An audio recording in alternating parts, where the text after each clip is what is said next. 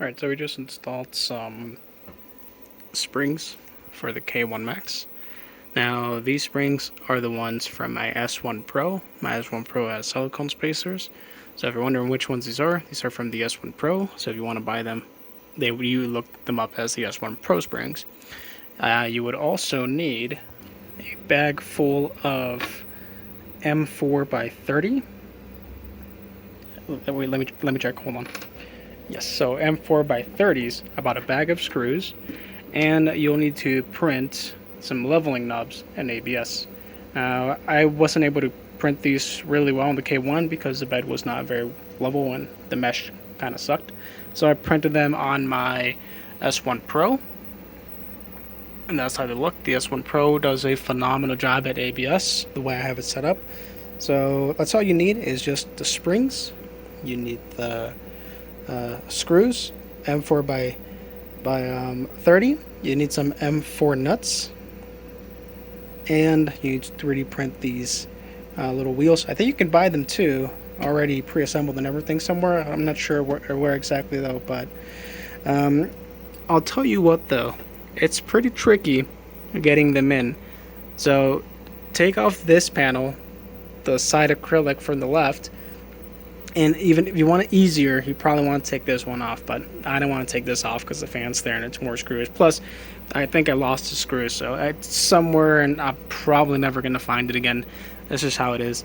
But the bed is leveled. I've already installed, this printer is rooted, so it is running whatever it is it's called, Clipper. Not too familiar with it yet, but just from watching tutorials on it, it was pretty easy. But look at this. Look at that. We have everything on green. You run the screw tilt adjust. If you want to know how to install and root Clipper, I'll leave the link to the video where you can follow it. That's the one I followed. And right now what we're going to be doing is we are going to run a mesh. I think I need to what do I do? Okay, yeah, there it goes. So I'm going to pause it, and we're going to see how the mesh works. Just out of some older calculations, this is what my original mesh looked like. Now it didn't look like this anymore because I actually took off the belt. You know, I flipped the printer to the side. In my case, I actually flipped the printer upside down because I noticed. Here, I'll show you real quick. Oh, I got an error. Yeah, let's restart.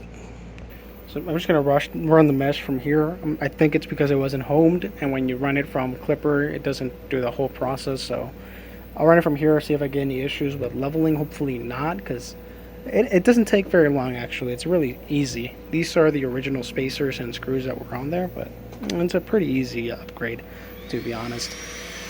But yeah, I was gonna show you that whenever this bed was touching the nozzle, I noticed that. Sorry, I noticed that this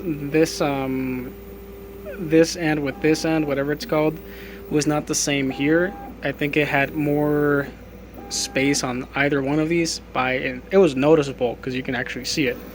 And so I already did all the thing where you actually put the printer all the way down, you put the screws back in, hold it in place, remove the belt. It just was not working for me. This always stayed the same. It was always lower somewhere on these two, and I always noticed that the one in the back was also lower. So what I did was actually just flip the printer upside down and then make sure all of these were hitting the top, all of them. And I loosened the belt, of course, and then I retightened everything up. One of them kept getting lower though, so I had to make sure. It was kind of tough getting one of the lead screws forced in place while I pulled the belts and then retightened everything up. But everything's pretty level here. I do also have some shims right there as well, which I'm going to probably remove since I have springs now.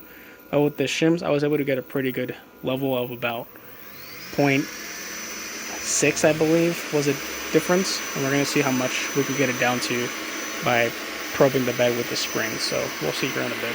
Alright, so just finished probing, and let's take a look at the results. So here's my bed mesh now. As you can tell, we have a range of 0.28, which is, I think that's really good. Before, I think I had a 0.6 or something similar to that. Plus, the bed actually looks, it doesn't look too bad, to be honest. It's not like super warped, other than in these sections right here. I've seen some beds that are like completely like this. Actually, mine looked like that. Um, Let me see if I have a screenshot. This is what mine looked like, I believe, when I first got it. See a deviation of 1.72. And then after doing some other stuff, I got to a 2, which was worse than it was.